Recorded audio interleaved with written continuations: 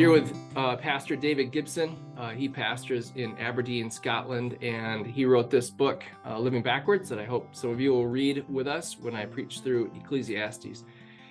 David, you published your book in 2017.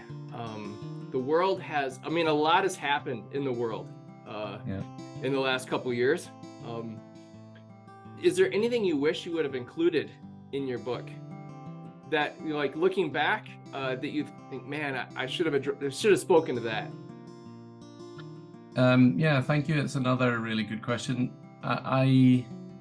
If I'm honest, I don't think there's so much anything that I wish I had included, but I more wish I would have realized in preaching it and writing it how slow I am to learn the lessons of the book and the very things I was learning and telling others about. So you mentioned things have changed. Obviously, the big thing that changed for all of us was the COVID pandemic, wasn't it? March 2020, all our worlds came crashing down. And here I was as a pastor. I'd written this book on how life eludes your control. Life often slips through your fingers, and despite your best intentions, you cannot get hold of it.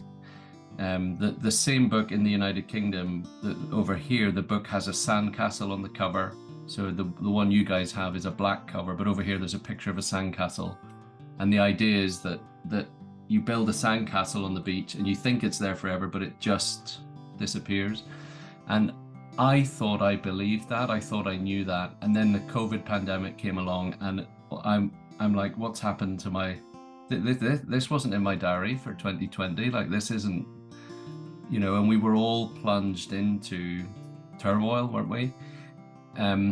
So I think I would say that it's not so much that I wish I could have included something. I wish I could have known even then what I now know, which is I just need to keep coming back to this material all the time. I subsequently preached on the book of James, and I think James is just it's the New Testament version of Ecclesiastes. What is your life? You are a mist. You shouldn't say, let's go here and there and make money, but rather we should say, if God wills, let's go here, there and make money.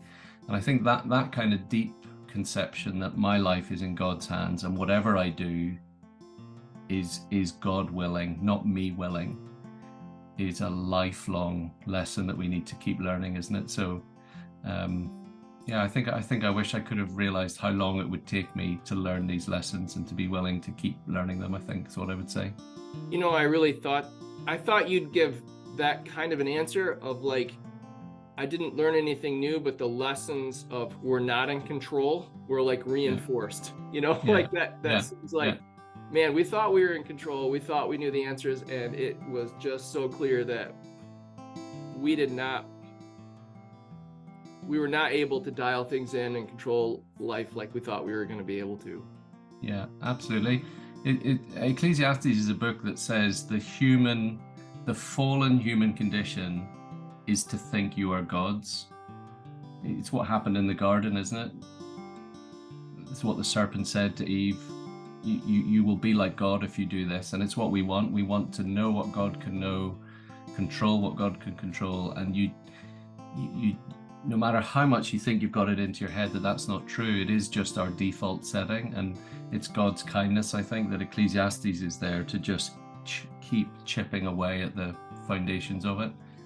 And if you think you've learned it, you need to go back to the beginning and learn it all again. So for you and your congregation, I hope it's a really rich, just the beginnings really of an adventure of coming back to constantly realizing my life is in God's hands, not my own. That lesson is, I think, so important and so hard to learn. So yes. Well, thank you.